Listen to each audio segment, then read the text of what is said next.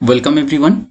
Today we'll learn another part of the chemistry of acids and bases. So basically we'll look into the Arrhenius concept, so different mechanistic aspects, and then the limitations of Arrhenius theory.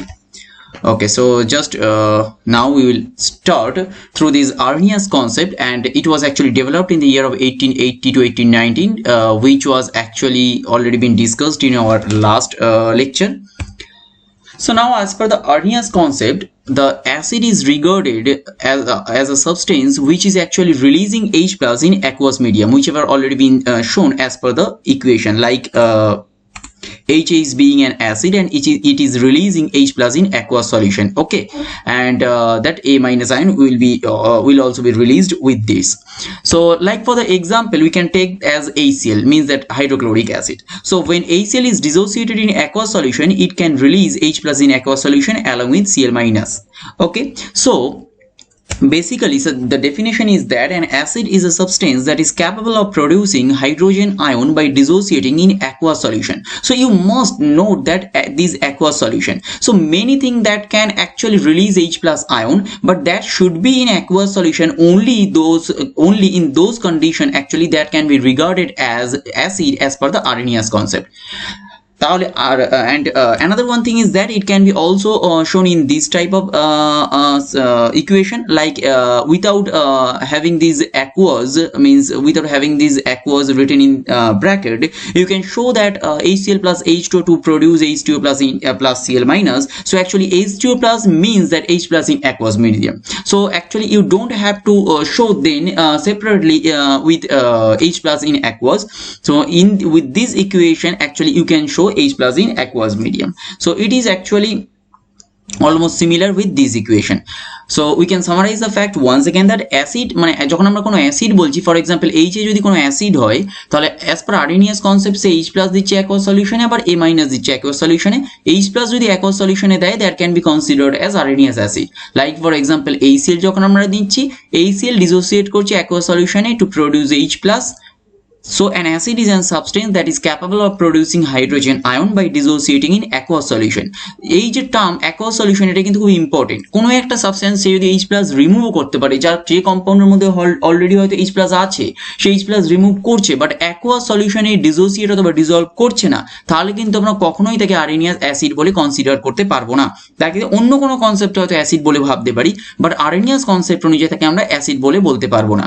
আর এখানে যে আমরা aqueous ওয়ার্ডটা use করছি অথবা aqueous এই ব্র্যাকেটের মধ্যে use করছি, এটা না করে তোমরা এটাকে এরকম ভাবেও দেখানো যেতে পারে যে HCl plus H2 to produce H2O plus. H2O plus মানেই হচ্ছে H plus in aqueous, মানে H plus in aqueous আর H2O plus দুটো সেম জিনিস, তাই এই দুটো equation actually with have a similar meaning, যে কোনো একটা দেখালেই হয়। Okay, so now as per the Arrhenius concept, আমরা যদি কোনো একটা বেস দেখি, say for example BOH, it is a base, then it is actually releasing B plus in aqueous along with OH minus. So as this OH minus is producing in aqueous medium, then it can be regarded as Arrhenius base. For example, we can take NaOH or sodium hydroxide. So sodium hydroxide will be dissociated in aqueous medium to produce Na plus aqueous along with OH minus aqueous. So what would be the definition of a base or a Arrhenius base? An Arrhenius base is a substance that is capable of producing hydroxyl ion by dissociating in aqueous solution. Again, this aqueous solution term is very important in this case because many substances can have OH minus in their structure and they can release also, but that should be dissociated in aqueous solution. If it is not dissociated in aqueous solution, then in that case that cannot be regarded as an Arrhenius acid. That can be regarded as an acid in some other concept or with some other theory, but as per the Arrhenius theory it cannot be regarded as an acid. Okay, we will summarize once again this slide. Base এমন একটা substance for example যেখানে actually OH minus সে release করবে as per Arrhenius concept, but OH মাইনাসটা release করবে কিন্তু aqueous মিডিয়ামে। যদি এখানে অ্যাকুয়াস মিডিয়াম না হয় অথবা অ্যাকুয়াস সলিউশন না হয়, তাহলে কিন্তু সেটাকে আমরা আরএনিয়াস বেস হিসেবে কখনোই বলতে পারবো না। সেটা বেস হতে পারে, ফর এক্সাম্পল কোনো একটা কম্পাউন্ডে OH মাইনাস আছে, সে রিলিজ করতে পারে OH minus, that can B base definitely, but যদি সে অ্যাকোয়াস সলিউশনে সে রিলিজ করতে না পারে অথবা অ্যাকোয়াস সলিউশনে ডিসোসিয়েট হতে না পারে, তাহলে কিন্তু কখনোই আমরা তাকে আরহেনিয়াস কনসেপ্ট অনুযায়ী বেস বলতে পারবো না অথবা আরহেনিয়াস বেস বলতে পারবো না, তাকে অন্য কোনো কনসেপ্ট অনুযায়ী আমরা বেস বলতে পারবো।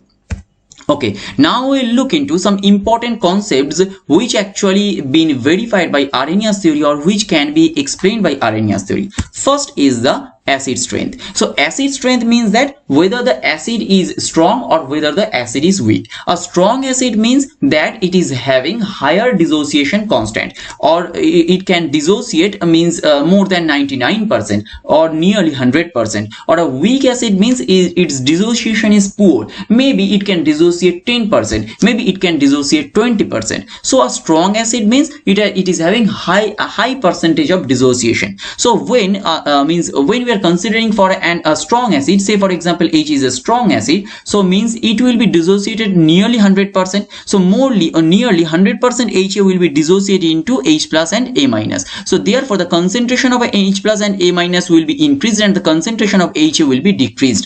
So in case of actually strong acid, this ionization equilibrium, which is actually the multiplication of concentration of this product and divided by the concentration of reactant, or divided by the concentration of the acid, so actually it will have a value of higher side for the strong acid. Whereas in case of weak acid, say for example if H is becoming a weak acid, say then the dissociation will be less. For example 10% is dissociated, for example 20% is dissociated, definitely the concentration of HA or the amount of HA is remained, right, the concentration of HA is having a good value, then the ionization equilibrium K will have a lower value. And it is already established that the strong acids have a very high ionization equilibrium value, whereas weak acids have very low ionization equilibrium value or ionization constant value. And that is actually verified through this Arrhenius concept, because as per the Arrhenius concept he has shown that HA being acid is dissociated to H plus and A minus in aqueous medium. So if this is true, then through this actually we can also evaluate the ionization equilibrium K as per the equation, and it is already being correlated that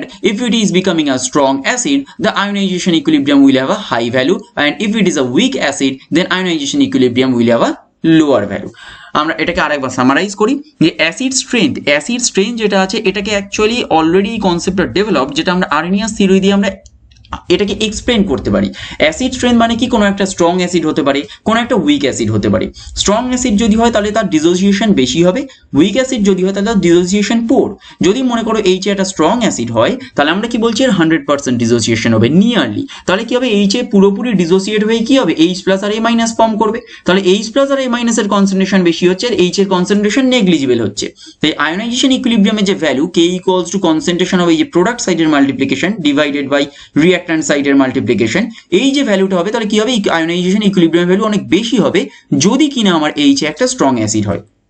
আর এই যে থিওরিটা এটা already established যে strong অ্যাসিডের ক্ষেত্রে ionisation ইকুইলিব্রিয়ামের value বেশি হয় and weak অ্যাসিডের ক্ষেত্রে আয়োনাইজেশন ইকুইলিব্রিয়ামের ভ্যালু কম হয়। এটাকে জাস্ট আমরা আরহেনিয়াস থিওরি দিয়ে আরেকবার এক্সপ্লেন করার চেষ্টা করছি, কারণ কি আরহেনিয়াস থিওরি বলেছে একটা অ্যাসিড এইরকম ভাবে ডিসোসিয়েট হতে পারে ইন অ্যাকুয়াস সলিউশন, তাই যদি হয় তাহলে আমাদের আয়োনাইজেশন ইকুইলিব্রিয়াম যে স্ট্রং অ্যাসিডের ক্ষেত্রে বেশি হবে এবং উইক অ্যাসিডের ক্ষেত্রে কম হবে, এটা এই ইকুয়েশন দিয়ে আমরা ব্যাখ্যা করতে পারছি। ওকে, now the second thing is that the neutralization. So neutralization means that just the reaction of H plus and OH minus ion or the hydrogen and hydroxyl ion to form water. And we know that these molar heat of neutralization for any strong acid strong base pair is constant. মানে কি আমরা already এটা জানি, এটাও থিওরিটা established যে molar heat of neutralisation একটা strong acid আর strong base pair তাদের মোলার হিট অফ নিউট্রালাইজেশন কিন্তু কনস্ট্যান্ট। আচ্ছা, মোলার হিট অফ নিউট্রালাইজেশন একটা স্ট্রং অ্যাসিড আর স্ট্রং বেস মানে কি আমরা বলতে চাইছি ফর এক্সাম্পল যে HCl প্লাস NaOH এইটা যদি হয় তাহলে আমরা বলবো যে এ যখন নিউট্রালাইজ করছে এর মোলার হিট অফ নিউট্রালাইজেশন এটা কিন্তু একটা কনস্ট্যান্ট ভ্যালু। কেন আমরা এটাকে বলছি কনস্ট্যান্ট ভ্যালু? অথবা মনে করো এখানে তুমি একটা অন্য কোনো অ্যাসিডও নিতে পারো, ফর এক্সাম্পল তুমি এখানে H2SO4 নাও, H2SO4 প্লাস এখানে মনে করো তুমি NaOH নাও, সেক্ষেত্রেও আমরা বলবো যে মোলার হিট অফ যে নিউট্রালাইজেশন হবে, মোলার হিট অফ নিউট্রালাইজেশন এক্ষেত্রেও এই দুটোর ক্ষেত্রে আমার সেম ভ্যালু আসবে, মিনস একটা কনস্ট্যান্ট ভ্যালু আসবে। কেন? কারণ এক্ষেত্রে আমরা বলছি যে H++ OH- এর রিয়াকশনে H2O তৈরি হচ্ছে, আর for strong acid and strong base, যখন এটা স্ট্রং অ্যাসিড হচ্ছে তাহলে স্ট্রং অ্যাসিড ওটা nearly 100% dissociation to form this H+ ion in aqueous solution, whereas যখন এটা স্ট্রং বেস হবে, ফর এক্সাম্পল যদি বেসটা হয় BOH, যদি বেসটা হয় আমার BOH, again if it is a strong base then it will be 100% dissociated to form these OH- ions, right? তাহলে কি হচ্ছে, যে কোনো স্ট্রং অ্যাসিড বা যে কোনো স্ট্রং বেসের ক্ষেত্রে তারা অ্যাকচুয়ালি যে ডিসোসিয়েশনটা দেবে সেটা অলমোস্ট নিয়ারলি 100%। তাই যদি হয় তাহলে সব স্ট্রং অ্যাসিড আর সব স্ট্রং বেসের ক্ষেত্রে H+ অ্যান্ড OH- এর কনসেন্ট্রেশনটা আমি সেম পাবো। তাই সেম যদি পাই তাহলে সেক্ষেত্রে প্রত্যেকের ক্ষেত্রেই এই ধরনের যে রিয়াকশনটা হবে, same concentration of H+ and same concentration of OH- reaction করবে to produce water, and therefore the molar heat of neutralisation will be same in case of every strong acid strong base pair. We will just summarize once again this thing, যে কোনো একটা strong acid আর strong বেসের pair তাদের মধ্যে যদি reaction হয় তাহলে যেটা নিউট্রালাইজেশন হচ্ছে মোলার হিট অফ নিউট্রালাইজেশন, মানে এক মোলের ক্ষেত্রে কিন্তু আমরা ভাবছি মোলার হিট অফ নিউট্রালাইজেশন এটা কনস্ট্যান্ট হবে। কেন হচ্ছে? কারণ ফর এক্সাম্পল যদি আমার একটা স্ট্রং অ্যাসিড হয় তাহলে সেক্ষেত্রে আমার ডিসোসিয়েশনটা কি হবে, অলমোস্ট 100%, সেটা যে কোনো স্ট্রং অ্যাসিডের ক্ষেত্রে হোক। আবার যদি এটা স্ট্রং বেস হয় তাহলে সেক্ষেত্রেও ডিসোসিয়েশনটা কি হবে, নিয়ারলি 100%, সেটা যে কোনো স্ট্রং বেসে হোক। তাহলে এক্ষেত্রে যদি 100% দুটোরই হয়, ফর এক্সাম্পল সেটা HCl হোক অ্যাসিডটা, ফর এক্সাম্পল সেটা H2SO4 হোক, ফর এক্সাম্পল সেটা HNO3 হোক, সেটা আমার দেখার দরকার হচ্ছে না। কিন্তু সবার ক্ষেত্রে আমার 100% ডিসোসিয়েশন যদি হয় তাহলে সবার ক্ষেত্রে কনসেন্ট্রেশন অফ H+ আমি সেম পেয়ে যাবো। আবার BOH অথবা যদি বেসটাও আমার স্ট্রং হয় সেক্ষেত্রে OH- আমার যেটা পাবো কনসেন্ট্রেশন, সেটাও আমি সবার ক্ষেত্রে 100% পাবো অথবা কনসেন্ট্রেশন সেম পাবো। তাহলে এক্ষেত্রে আলটিমেট যে নিউট্রালাইজেশন রিয়াকশনটা হচ্ছে, নিউট্রালাইজেশন রিয়াকশনটা কিন্তু আমাকে এটা ভেবে লাভ নেই যে HCl + NaOH, অথবা নিউট্রালাইজেশন রিয়াকশনটা অ্যাকচুয়ালি H2SO4 + NaOH, এটা ভেবে লাভ নেই। অ্যাকচুয়ালি নিউট্রালাইজেশন রিয়াকশন কি, নিউট্রালাইজেশন রিয়াকশনটা কিন্তু অ্যাকচুয়ালি H+ + OH-, মানে কি HCl থেকে এখানে আমার H+ বের হচ্ছে, আর আমার NaOH থেকে এখানে আমার OH- বের হচ্ছে, এই দুটো মিলে যে রিয়াকশন করবে সেটা হচ্ছে আমার নিউট্রালাইজেশন। অথবা H2SO4 থেকে আমার H+ বের হবে, অথবা মনে করো আমার NaOH থেকে আমার OH- বের হবে, এই দুটো মিলে যে রিয়াকশনটা হবে সেটা হচ্ছে নিউট্রালাইজেশন রিয়াকশন। তাহলে এই দুটো যে নিউট্রালাইজেশন সেটা ডিপেন্ড করবে কার উপরে, কনসেন্ট্রেশন অফ H+ আর কনসেন্ট্রেশন অফ OH- এর উপরে। এখন যদি দুটোই স্ট্রং হয়, ফর এক্সাম্পল যদি অ্যাসিডটাও স্ট্রং হয় আর যদি আমার এখানে বেসটাও স্ট্রং হয়, তাহলে এখানে যে কনসেন্ট্রেশন অফ H+ তৈরি হবে আর এখানে যে কনসেন্ট্রেশন অফ H+ তৈরি হবে সেটা কিন্তু দুটো সেম হবে, সেটা আমার HCl হোক এখানে, সেটা আমার H2SO4 হোক এখানে। কেন? কারণ দুজনেই কিন্তু আমার 100% ডিসোসিয়েট করছে। এখানে কনসেন্ট্রেশন অফ OH- তাহলে কি হবে, সেম হবে। সে এখানে ফর এক্সাম্পল NaOH রাখি অথবা আমি অন্য কোনো বেস রাখি যে OH- ডোনেট করতে পারে, যদি সেও স্ট্রং হয় তাহলে সেও কিন্তু একই পরিমাণ OH- মিডিয়ামে ছাড়বে। তাই যদি হয় তাহলে সেম পরিমাণ H+ and OH- then will react with each other to form H2O. So therefore as the concentration of H+ and OH- will be same in case of every strong acid and strong base, so therefore molar heat of neutralization for any strong acid and strong base pair will have a constant value, and which is actually being verified by Arrhenius theory. এই কনসেপ্টটা তো already established, but it is being verified by Arrhenius theory। কেন? কারণ Arrhenius theory কিন্তু এই দুটোই actually equation বলছে, and এই দুটো ইকুয়েশনের মাধ্যমে আমরা কি দেখতে পাচ্ছি যে H+ and OH- মিডিয়ামে আসছে, তাই আমরা এখানে কিন্তু নিউট্রালাইজেশন রিয়াকশনটা আমি দেখাতে পাচ্ছি যে H++ OH-। তাহলে এই যে নিউট্রালাইজেশন জিনিসটা এটা অ্যাকচুয়ালি ভেরিফাই করছি আমরা Arrhenius theory দিয়ে। তাহলে অ্যাসিড স্ট্রেংথটা কি হলো, অ্যাসিড স্ট্রেংথটাও অ্যাকচুয়ালি অলরেডি এস্টাবলিশড, যেটা আমরা ভেরিফাই করছি Arrhenius theory দিয়ে। এগেন নিউট্রালাইজেশন যে কনসেপ্ট, যে নিউট্রালাইজেশন আমরা অলরেডি জানি, molar heat of neutralisation for any strong acid strong base pair, এটা অলরেডি আমরা জানি যে এটা একটা কনস্ট্যান্ট ভ্যালু আছে। এটা কিন্তু আমরা ভেরিফাই করছি Arrhenius কনসেপ্ট দিয়ে, কারণ Arrhenius কনসেপ্ট অনুযায়ী যে অ্যাসিড আর বেসের ইকুয়েশন, সেখানে আমরা দেখছি মিডিয়ামে H+ আর OH- আয়ন আছে। এখন স্ট্রং অ্যাসিড আর যদি স্ট্রং বেস হয় তাহলে নিয়ারলি 100% ডিসোসিয়েশন দুজনের ক্ষেত্রেই, তাহলে নিয়ারলি 100% যদি ডিসোসিয়েশন হয় তাহলে এখানে যে H+ এর কনসেন্ট্রেশন সেটাও নিয়ারলি 100%, অ্যান্ড OH- এর কনসেন্ট্রেশন সেটাও 100% ডিসোসিয়েশনের পরে আসছে। তাহলে এক্ষেত্রে অ্যাসিডটা যে কোনো ধরনের স্ট্রং অ্যাসিড হোক, সেটা যে কোনো ধরনের স্ট্রং অ্যাসিড হোক না কেন H+ এর কনসেন্ট্রেশন সবার ক্ষেত্রে সেম হয়ে যাবে। আবার যে কোনো ধরনের যদি স্ট্রং বেস হয় তাহলে OH- এর কনসেন্ট্রেশন সেক্ষেত্রে সেম হবে। তাহলে H+ আর OH- এর এই যে রিয়াকশনটা হচ্ছে, এই রিয়াকশনটা যে কোনো স্ট্রং অ্যাসিড স্ট্রং বেসের ক্ষেত্রেও সেম কোয়ান্টিটি সেম কনসেন্ট্রেশনের রিয়াকশন হবে এবং আমার H2O ফর্ম করছে। তাই মোলার হিট অফ নিউট্রালাইজেশন যে কোনো স্ট্রং অ্যাসিড স্ট্রং বেস পেয়ারের ক্ষেত্রে আমার সেম হবে। কিন্তু উইক অ্যাসিড উইক বেসের ক্ষেত্রে কি হবে? উইক অ্যাসিড উইক বেস বা উইক অ্যাসিড স্ট্রং বেস অথবা স্ট্রং অ্যাসিড উইক বেসের ক্ষেত্রে কিন্তু ডিফারেন্ট হবে। কেন? কারণ যদি আমি এটা স্ট্রং অ্যাসিড আর উইক বেস একটা কম্প্যারিজন করি, তাহলে দেখো স্ট্রং অ্যাসিডের ক্ষেত্রে আমরা পাবো এটা 100% ডিসোসিয়েট করবে, বাট উইক বেস যদি হয় তাহলে এটা কিন্তু 100% ডিসোসিয়েট করবে না। তাই যদি হয় তাহলে সেক্ষেত্রে কিন্তু H+ আর OH- এর কনসেন্ট্রেশন অথবা OH- এর কনসেন্ট্রেশন H+ এর থেকে অনেক কম হবে। তাই সেক্ষেত্রে আমরা বলবো যে মোলার হিট অফ নিউট্রালাইজেশন কিন্তু অ্যাকচুয়ালি আলাদা হবে। তাই একমাত্র স্ট্রং অ্যাসিড আর স্ট্রং বেসের যে পেয়ারটা আছে এই ক্ষেত্রেই আমার মোলার হিট অফ নিউট্রালাইজেশন যে কোনো স্ট্রং অ্যাসিড স্ট্রং বেস পেয়ারের ক্ষেত্রে আমার সেম হবে। কিন্তু উইক অ্যাসিড স্ট্রং বেস অথবা strong acid weak base, week acid weak base এগুলো আমরা কখনোই বলতে পারবো না, কারণ এগুলো ভেরিয়েবল হবে। একটা উইক বেস যদি হয় সেই উইক বেসটা 10% ডিসোসিয়েট করতে পারে, সেই উইক বেসটা 20% ডিসোসিয়েট করতে পারে, সেই উইক বেসটা 5% ডিসোসিয়েট করতে পারে। তাহলে কত পার্সেন্ট ডিসোসিয়েট করছে সেই অনুযায়ী রিয়াকশন হবে, সেই অনুযায়ী অ্যাকচুয়ালি হিট অফ নিউট্রালাইজেশন দেবে। তাই কোনো স্ট্রং এর সাথে উইকের কম্প্যারিজনে যখন হবে স্ট্রং ভার্সেস উইক, সেক্ষেত্রে কিন্তু মোলার হিট অফ নিউট্রালাইজেশনটা ভেরিয়েবল হবে ডিসোসিয়েশনটা কত হচ্ছে সেটার উপরে। কিন্তু স্ট্রং অ্যাসিড স্ট্রং বেসের ক্ষেত্রে অলওয়েজ ডিসোসিয়েশন নিয়ারলি 100%, তাই molar heat of neutralisation always constant হবে। Okay, so now the next thing is that is Arrhenius is a good concept. So definitely it is a very good concept and it is quite useful to explain acid base behavior to a good extent. মানে অনেক maximum acid base যে pair গুলো আছে আমরা এক্ষেত্রে explain করতে পারি। And very good concept, কারণ অনেক কিছু কনসেপ্ট আছে যেগুলোকে আমরা যেরকম ভেরিফাইও করতে পারছিলাম যেরকম আগে অনুযায়ী। মানে অ্যাসিড বেস যেগুলো আছে অনেক অ্যাসিড বেসকে তো আমরা ডিফাইনও করতে পারছি with the help of this concept, এবং বিভিন্ন ধরনের যে কনসেপ্ট আছে বা বিভিন্ন ধরনের যে অলরেডি এস্টাবলিশড থিওরি আছে সেগুলোকেও আমরা ভেরিফাই করতে পারছি, লাইক অ্যাসিড স্ট্রেংথ অথবা মনে করো এই যে নিউট্রালাইজেশন কনসেপ্ট, এগুলোকে আমরা ভেরিফাই করতে পারছি অথবা এক্সপ্লেন করতে পারছি। but means that there are some limitations still. তাই লিমিটেশনস যদি থাকে সেই লিমিটেশনসগুলোকে তাহলে আমায় ওভারকাম করতে হবে। So now what are the limitations of Arrhenius concept? So first limitation is that it is limited to only aqueous solution and require dissociation of substance. So what does it mean? It means that it is actually solvent dependent. It is actually aqueous medium dependent. তাই কোনো একটা মনে করো আমার compound আছে যে আমার aqueous মিডিয়ামে ডিসোসিয়েট করছে না, তাহলে সেক্ষেত্রে আমি তাকে অ্যাসিড অথবা বেস হিসাবে ডিফাইন করতে পারবো না অ্যাজ পার আরেনিয়াস কনসেপ্ট। তাকে আমি অ্যাসিড অথবা বেস হিসাবে ডিফাইন করতে পারবো অ্যাজ পার আদার কনসেপ্টস। কিন্তু কোনো একটা compound if it is still having H+ but it doesn't dissociate in aqueous medium to release H+ ion, still it cannot be considered as an acid as per Arrhenius concept. It can be considered as an acid with other concept but not as per the Arrhenius concept. Again, if a compound is having OH- ion, still it cannot dissociate in aqueous solution to release OH- ion.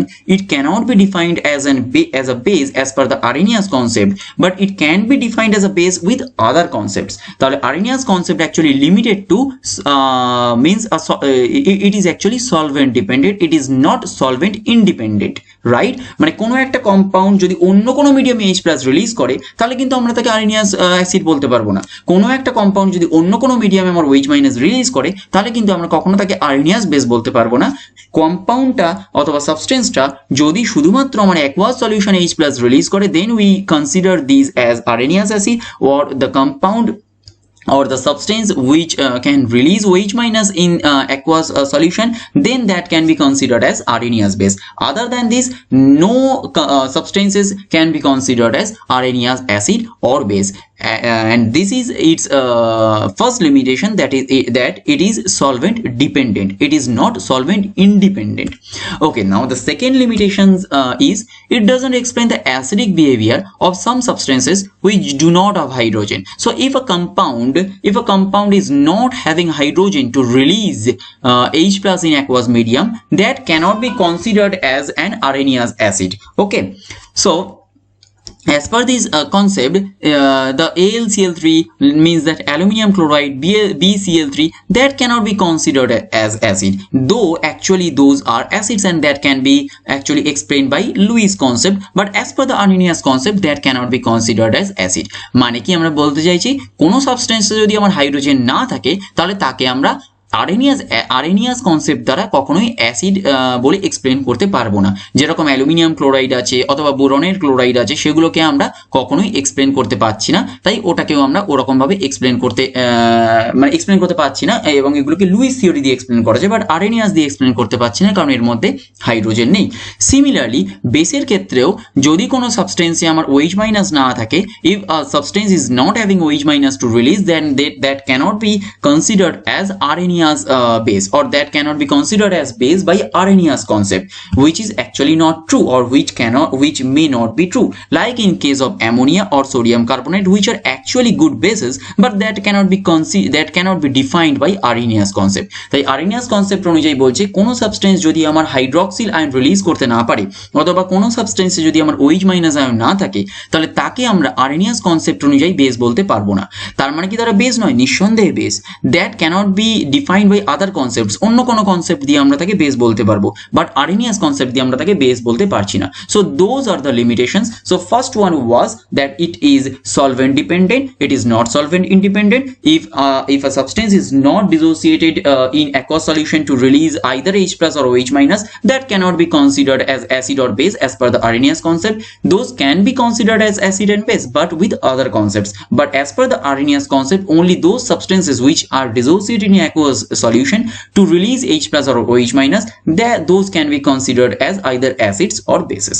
And the second limitation is that the substances which do not have hydrogen, that cannot be considered as acid as per Arrhenius concept, and the substances which do not have OH minus to release in aqueous solution, those cannot be considered as base as per the Arrhenius concept, which is actually may not be true in several cases, like in case of aluminium chloride or boron chloride, which are actually acids, but that cannot be defined as per the Arrhenius concept, or like in case of ammonia or sodium carbonate, which are actually good bases, but that cannot be defined by Arrhenius concept due to not having OH minus in their structure.